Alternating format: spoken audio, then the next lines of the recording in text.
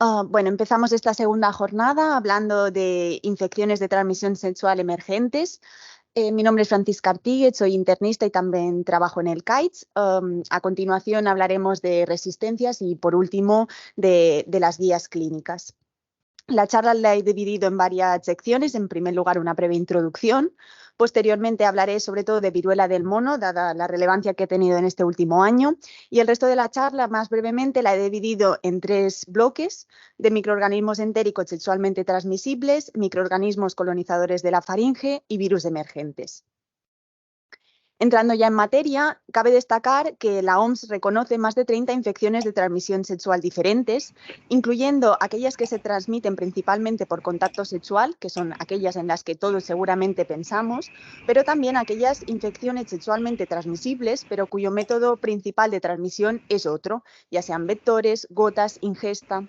La aparición de brotes epidémicos por nuevas infecciones de transmisión sexual o su reemergencia supone un reto sanitario para la prevención y control. ¿Y qué es lo que hace que en un momento determinado una infección cobre tanta relevancia? Pues básicamente los factores contribuyentes los podemos dividir en 3 grandes bloques. Factores dependientes del microorganismo, como es su virulencia, su capacidad de transmisión, sus resistencias. Factores dependientes del ambiente, como puede ser la globalización, los viajes, el chemsex, el acceso a test diagnósticos, y factores dependientes del huésped, como es su estado inmune, sus comorbilidades, sus coinfecciones. Todos estos factores, su interrelación, es lo que hace que en un momento determinado una infección de transmisión sexual cobre relevancia y se pueda diseminar. Y esto probablemente es lo que ha ocurrido en el caso de la viruela del mono. Como todos ya sabéis, se trata de un virus DNA de la familia Poxviridae, género Orthopoxvirus, considerado como responsable de una zoonosis endémica en determinados países de África. En África la transmisión se produce principalmente a partir de animales, sobre todo roedores, y posteriormente la transmisión entre personas es más limitada y se encuentra limitada entre núcleos familiares o contactos cercanos. Clásicamente se distinguían 2 clados, el clado de África Central y el clado de África Occidental, considerado más leve y responsable del brote actual. Para evitar estigmatización, se ha propuesto una nueva nomenclatura que probablemente muchos ya conocéis, que consiste en dividirlo en clado 1, clado 2 y clado 3. Por la similitud entre el clado 2 y el clado 3, que sería el del brote actual, finalmente se ha optado por 2A y 2B. Dentro de este clado 2B se incluirían también los genomas aislados en los brotes de 2017-2019. Por este motivo se establecen diferentes linajes y el linaje responsable del brote global de 2022 sería el linaje B1. Las mutaciones que caracterizan este linaje son sobre todo mutaciones que favorecen la adaptación del virus al huésped y, por lo tanto, la transmisión entre personas. Y prueba de esto son las cifras. A fecha de marzo de 2023 tenemos 86.500 casos confirmados en todo el mundo, la gran mayoría en localizaciones donde históricamente no se reportaba viruela del mono, y con 111 fallecimientos. Destacar Estados Unidos, que es el país más afectado, con 30.000 casos, Brasil con 11.000 y seguido de España. En España se han identificado más de 7.500 casos confirmados, la mayoría varones y con una mediana de edad de 37 años, como en el resto de series. Destacar que el máximo volumen de pacientes lo tuvimos entre junio y julio, con un posterior descenso progresivo. Destacar en la tabla de la derecha podéis ver que, aunque Baleares no sea de las comunidades autónomas con más casos, sí que es la tercera con más casos por millón de habitantes, que no es una cifra nada menyspreable. En cuanto a las características del brote, además de esta mayor transmisibilidad, hay toda una serie de detalles que todos habremos notado en la consulta. Son pacientes que tienen menos lesiones y que estas lesiones predominan sobre todo en mucosas, zona genital y perianal. Han predominado en hombres y sobre todo hombres sexualmente activos, hombres que tienen sexo con hombres, y la coinfección con infecciones de transmisión sexual se ha visto en hasta 1/3 de los pacientes. Esto ha llevado a plantear la hipótesis de si estamos ante una infección de transmisión sexual, como ya se planteó en 2017 en el brote de Nigeria. Esto ha motivado toda una serie de estudios, también para identificar el virus en los diferentes fluidos corporales. Y en este sentido me gustaría destacar este artículo publicado en diciembre del año pasado, en el que se analiza la dinámica viral en pacientes afectos de viruela del mono. Se recogen 77 pacientes con diagnóstico confirmado.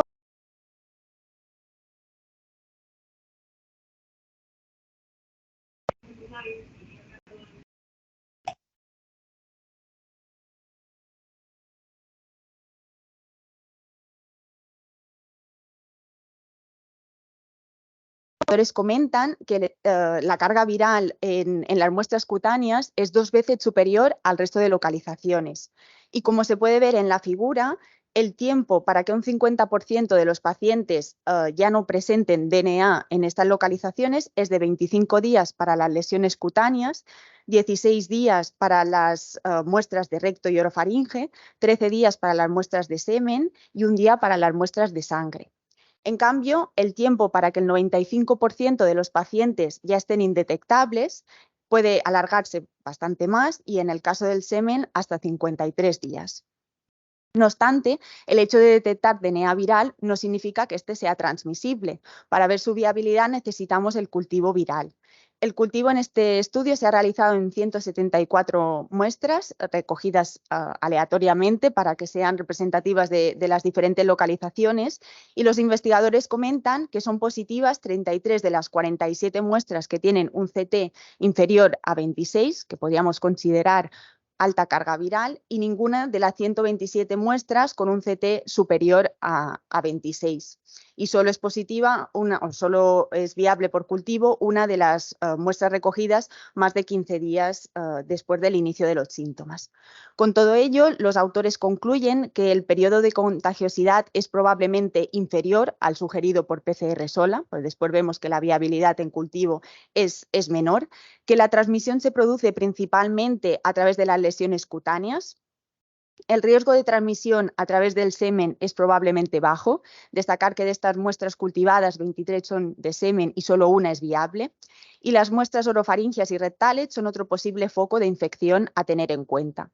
Las recomendaciones actuales establecen que los pacientes diagnosticados de viruela del mono tienen que permanecer aislados en domicilio hasta resolución de las lesiones, que de media son 3 semanas, y además después se recomienda el uso de preservativo durante 12 semanas más. Los autores sugieren que faltan estudios, pero que probablemente se podría reducir estos tiempos de aislamiento, sobre todo por la carga psicológica, laboral, social que puede tener para los pacientes. Y volvemos a la pregunta que planteábamos anteriormente. ¿Estamos realmente ante una infección de transmisión sexual? Pues bueno, vamos a la definición. Las infecciones de transmisión sexual son aquellas causadas por microorganismos que se transmiten de persona a persona a través de fluidos corporales durante el sexo oral, anal o vaginal. Pero también se tiene en cuenta la inoculación directa por vía cutánea como otro método de transmisión posible en determinadas infecciones de transmisión sexual, como por ejemplo el herpes simple tipo 2. Teniendo en cuenta esta definición, las características que hemos comentado, el estudio de dinámica viral, podemos concluir que los datos del brote de 2022 sugieren que la viruela del mono se ha transmitido predominantemente, aunque no de forma exclusiva, por contacto sexual. ¿Y qué importancia tiene poner esta etiqueta o no ponerla? Sobre todo es de cara al manejo de los pacientes. Es un diagnóstico que tenemos que incluir en el diagnóstico diferencial durante una consulta de salud sexual, obliga a descartar otras infecciones de transmisión sexual y permite identificar posibles candidatos a PrEP o a cualquier otra medida de prevención. Otra pregunta que se nos ha planteado es si tenemos evidencia de circulación previa del virus de la viruela del mono antes de la alerta del Reino Unido. Esta duda ha surgido a raíz de casos en los que no se ha detectado ningún contacto con otro paciente positivo, ningún viaje a zona endémica, ningún contacto con animales. Y en este sentido, este artículo me ha parecido bastante interesante. Es un estudio retrospectivo de Bélgica en el que se analizan 223 pacientes asintomáticos que acuden a una clínica de ITS para un screening. y se les realiza PCR en frotis rectal para viruela del mono, siendo positiva en 4 de estas 237 muestras. Uno de los pacientes termina desarrollando síntomas y en los otros 3 se vuelven a tomar muestras, se vuelve a detectar PCR positiva y se procede a cultivo viral, identificando replicación en 2 de los 3 casos. Este es otro estudio francés de características muy similares y en el cual la PCR es positiva en 13 de 200 pacientes asintomáticos. 2 terminan desarrollando síntomas. Aquí no se procede a cultivo. Y por último, este es un estudio alemán prospectivo, a diferencia de los anteriores, que analizan 53 pacientes asintomáticos y en ningún caso detectan la PCR positiva. Con lo cual, realizar un screening rutinario de PCR para virus de la viruela es probablemente poco viable, no tiene mucho sentido, pero sí que es posible que algún paciente esté asintomático y pueda ser la causa de transmisión en pacientes donde no se detecta otro contacto. En cuanto a las complicaciones, decir que a diferencia de brotes previos, en el brote actual sobre todo hemos visto complicaciones relacionadas con la zona genital, dolor rectal, odinofagia, disfagia secundaria a las úlceras amigdalinas o faríngeas, edema genital, casos de proctitis.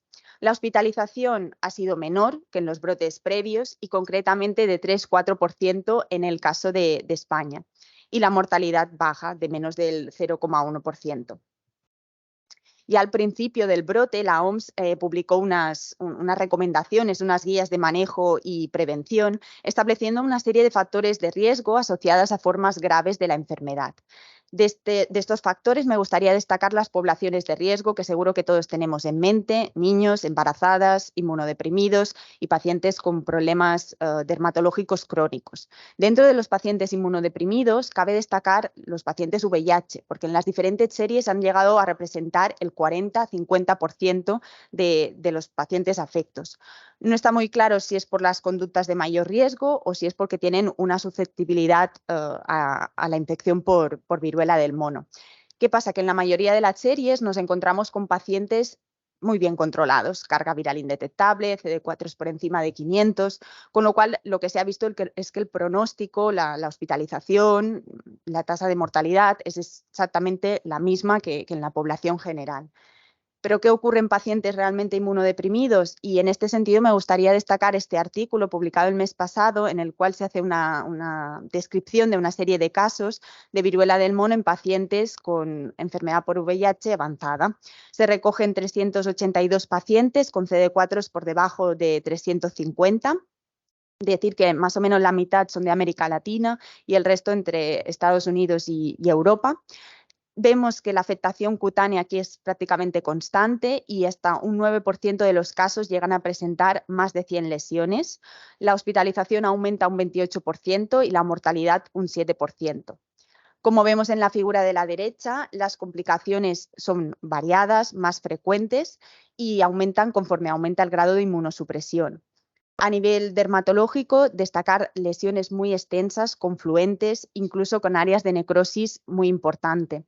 A nivel respiratorio se han descrito nódulos pulmonares sin otra causa aparente, casos de meningoencefalitis, sobreinfecciones bacterianas, afectación corneal y a nivel rectal también casos de proctitis grave con incluso abscesos y perforación rectal. Y también destacan que en 21 de los 85 pacientes en los que se inicia o reinicia el tratamiento antirretroviral presentan un probable síndrome de reconstitución inmune con empeoramiento marcado de las lesiones por viruela. Este no es el panorama que hemos visto, ni mucho menos. Lo que hemos visto en el brote actual en las consultas es pacientes de carácter leve, moderado, donde perfectamente se puede realizar un manejo ambulatorio y donde lo prioritario es el control de síntomas y el cuidado de las lesiones cutáneas. Especial atención a la afectación ocular, a la proctitis y a la afectación faríngea, por todas las complicaciones que pueden conllevar. La afectación ocular normalmente es en forma de una conjuntivitis, que se resuelve, se autolimita en 3-7 días y que no precisa de mayor manejo, lágrimas artificiales para control de molestias, pero sí que hay que informar a los pacientes de posibles signos de alarma que nos pueden hacer pensar que hay una afectación más extensa, una afectación corneal, que nos obliguen a remitir al oftalmólogo. En casos de proctitis, el dolor, control del dolor con antiinflamatorios, corticoides, incluso los sulfatos de zinc para secado de las lesiones, pero pensando en si hay que derivar a urgencias si se sospecha alguna complicación. Y la afectación faríngea, un poquito lo mismo, asegurar una correcta ingesta, una correcta permeabilidad de vía aérea. El uso de antivirales, no hay modificaciones respecto a lo que ya publicó el Ministerio en agosto del año pasado. Establece 3 prioridades debido a un stock reducido. La primera prioridad serían pacientes con neumonía, encefalitis o meningoencefalitis, úlceras corneales y lesiones faríngeas que impidan la deglución o compromiso de vía aérea. La prioridad 2 serían casos de proctitis grave, celulitis grave, inmunodeprimidos, y la prioridad 3 serían el resto de pacientes. El tecovirimat es el fármaco de primera elección, con un uso condicionado a la autorización de la AEMS para primera prioridad y, en caso de stock suficiente, segunda prioridad. El brincidofovir sería la alternativa de elección y, al no estar disponible de alternativa, tendríamos también el cidofovir, y la inmunoglobulina antivariólica, que tiene una disponibilidad limitada y estaría un poquito como última opción. Y ya un breve apunte sobre la vacunación. Como todos ya sabréis, la comercialización de vacunas frente a la viruela fue disminuyendo conforme se llegaba a la erradicación en 1980. Posteriormente, en la década de los 90, volvió a surgir un interés por perfeccionar estas vacunas debido a un temor de que el virus vaccine se pudiera utilizar como un arma de bioterrorismo, y en este sentido se desarrolló la vacuna ACAM 2000, que es una vacuna que utiliza virus atenuados, tiene un componente replicativo y que por lo tanto no se puede utilizar en inmunodeprimidos ni en el embarazo. Posteriormente han surgido otras vacunas que se basan en virus modificados, donde este componente replicativo ya no está presente y que sí que se pueden utilizar en estas poblaciones. Es una vacuna que se administra en 2 dosis separadas al menos 28 días. Estas vacunas, juntamente con otras como por ejemplo la de la gripe, se han estudiado su administración por vía intradérmica y se ha visto que es inmunológicamente no inferior. La administración vía intradérmica puede provocar una mayor reactogenicidad local, pero es verdad que no se han descrito casos de complicación grave y tiene la ventaja de que administrando menos dosis podemos llegar a una mayor población a la hora de la vacunación. En el caso de la viruela del mono, se ha propuesto la vacunación en 2 supuestos, como profilaxis preexposición en personas que mantienen prácticas sexuales de riesgo y personas con riesgo ocupacional. Inicialmente nos centramos mucho en pacientes en PrEP y pacientes VIH que cumplieran con estas condiciones. Y también nos hemos centrado mucho en menores de 45 años, debido a que mayores probablemente estaban vacunados de viruela. Y la profilaxis postexposición se reservaría para contactos estrechos de casos confirmados con alto riesgo de enfermedad grave, pacientes inmunodeprimidos, embarazadas, niños y personal sanitario y de laboratorio expuesto. Se ha estado administrando la vacuna intradérmica y, en casos de riesgo de enfermedad grave, la vacuna subcutánea. De momento también solo se estaba administrando una dosis y este mes ya hemos empezado a administrar la segunda. Es decir, que en el CAIDS, hasta fecha del día 6 de marzo, se habían administrado 386 dosis. La vacunación continúa y también en los diferentes hospitales se están vacunando los pacientes VIH que seguimos en consultas y que pueden cumplir con estas condiciones.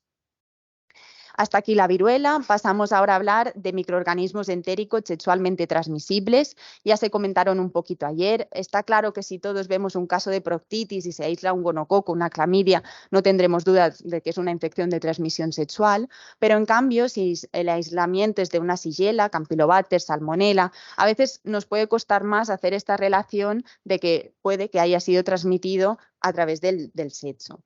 Destacar la sigelosis, se conoce como una potencial ITS desde la década de 1970 a raíz de brotes en hombres que tienen sexo con hombres en Estados Unidos. Existen 4 especies, destacando la Shigella sonei y la Shigella flexneri. Es una enfermedad de declaración obligatoria que puede dar desde una diarrea acuosa leve autolimitada hasta casos de disentería grave. El tratamiento antibiótico solo estaría reservado para los casos graves que precisen ingreso, que presenten complicaciones, por una tendencia creciente también a la resistencia de antibióticos, como posteriormente nos comentará Eva. Destacar uno de los últimos brotes de Shigella Soney en el Reino Unido de 2021-2022, en el cual se llegaron a describir 72 casos, la mayoría varones con una mediana de edad de 34 años. Las autoridades sanitarias, para intentar el control del brote, sobre todo realizaron promover higiene de manos, es lo más importante, y difundir la información entre los profesionales sanitarios. De hecho, en marzo del año pasado, el Ministerio de Sanidad publicó una evaluación rápida de riesgo, alertando de la posibilidad de propagación de este brote a otros países, incluido España. En cuanto a microorganismos colonizadores de la faringe, destacar el meningococo. Como todos ya sabéis, puede colonizar la nasofaringe en aproximadamente un 10% de la población sana y menos frecuentemente otras mucosas.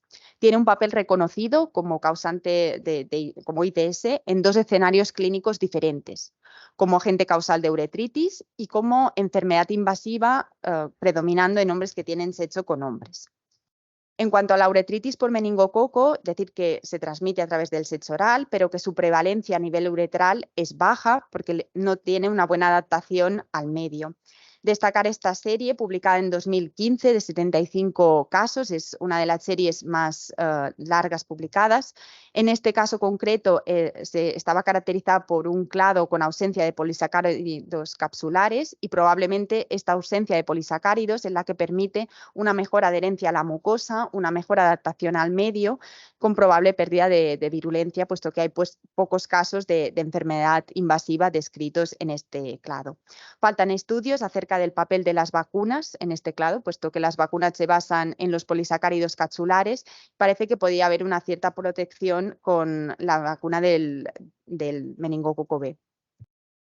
Y en cuanto a la enfermedad invasiva, decir que en este caso la transmisión es por contacto cercano, probablemente por gotas, pero sí que es verdad que se ha llegado a describir, hay diferentes series publicadas y se ha llegado a describir una incidencia de más de 10 veces superior en hombres que tienen sexo con hombres. De hecho, si se consulta la página de la CDC, en estos momentos hay una alerta de un brote en curso en Florida y donde se recomienda pues, extremar las precauciones y ofrecer la vacunación. En cuanto al Haemophilus, ya se comentó un poquito ayer, decir que está descrito como una potencial causa de uretritis, pero que también puede ser un colonizador de la zona genital a través de sexo oral, con lo cual es importante valorar cada caso individualmente, ver si tiene síntomas, si no tiene síntomas, si identificamos otro microorganismo que podría ser más bien el responsable. Y el tratamiento no está bien establecido. Muchos responden ya al tratamiento empírico que pautamos en caso de uretritis, el tratamiento empírico que comentábamos ayer. Y ya para terminar, hablaremos de virus emergentes y el que probablemente a todos nos viene a la cabeza es el virus Zika.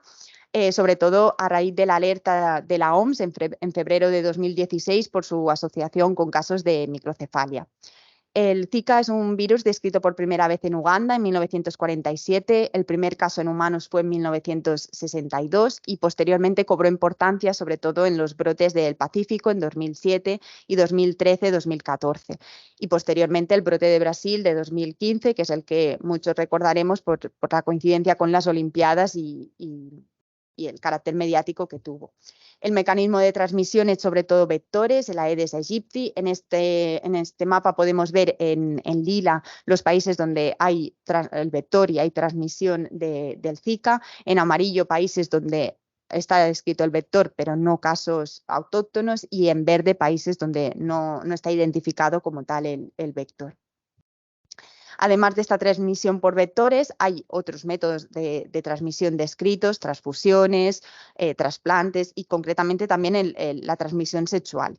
En zonas endémicas es difícil precisar qué es debido a transmisión sexual y qué es debido a la transmisión por vectores, pero en estudios de Europa, Estados Unidos, sí que se ha reportado que aproximadamente la transmisión sexual representa un 1% de los casos. Es un porcentaje pequeño, pero sobre todo tiene su importancia por la transmisión transmisión vertical que puede conllevar de entre un 5 y un 15% de los fetos de madres afectas.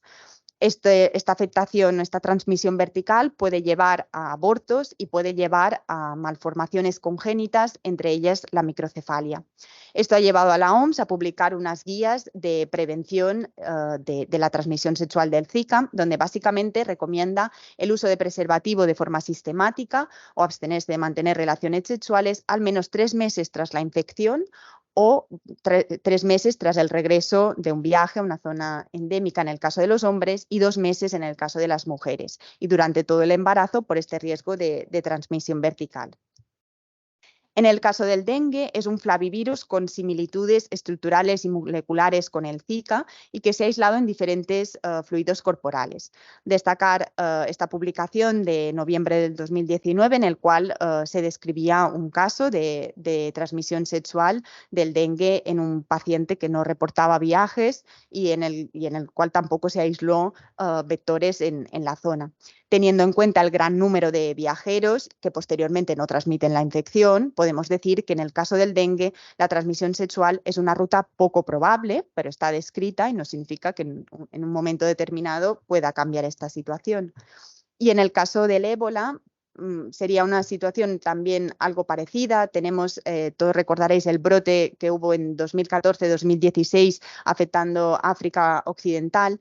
Se reportaron múltiples episodios de reemergencia al final del brote inconsistentes con el patrón típico de transmisión y concretamente en marzo de 2015 se describió una probable transmisión sexual en una mujer que el único factor que reportaba era haber mantenido relaciones sexuales con un superviviente meses después de la recuperación. Aquí un poco lo mismo, dada la magnitud del brote en África, podemos concluir que la transmisión sexual es un mecanismo poco frecuente, pero no obstante se recomienda la monitorización. Y ya los mensajes clave que me gustaría que quedaran de esta charla es que la globalización y la interacción social es lo que facilitan la entrada y dispersión de nuevos agentes infecciosos o su reemergencia. Es esencial una correcta anamnesis y exploración física para determinar si estamos ante una ITS y, como comentábamos ayer, aunque el paciente no lo reconozca, si existe la sospecha es importante hacer las peticiones correspondientes. Las coinfecciones son muy frecuentes y pueden pasar desapercibidas si no se descartan adecuadamente. Y como punto más importante, también diría que debemos eliminar la estigmatización y los prejuicios para poder favorecer un buen acceso a los servicios sanitarios, poder tratar a los pacientes y de esta manera cortar las cadenas de transmisión. Y esto es todo. Muchas gracias.